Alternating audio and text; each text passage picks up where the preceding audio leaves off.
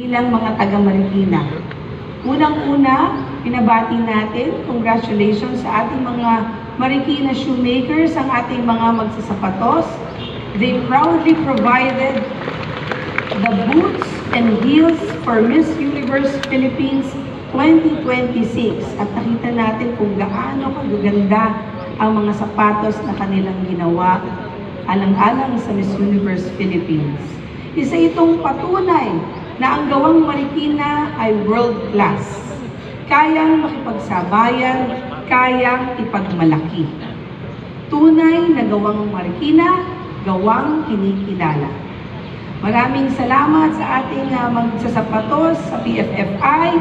You make us proud here sa Marikina. At dahil ramdam na natin ang init ng panahon, summer na po kasi, at bakasyon na ng mga bata, gusto rin natin ibahagi ang isang magandang balita, isang programa. This week, we are launching Summer School sa Marikina, Arts, Sports, and Skills Development Program. Para ito sa ating mga kabataan na gustong matuto, mag-enjoy at mag-grow sa arts at sa sports at sa iba-ibang mga skills.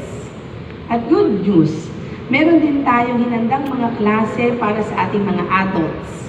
Dahil naniniwala tayo that learning is for everyone.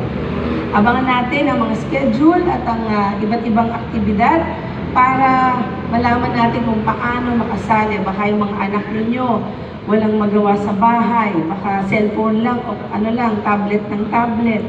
Libre po ito sa ating mga kababayan sa Marikina.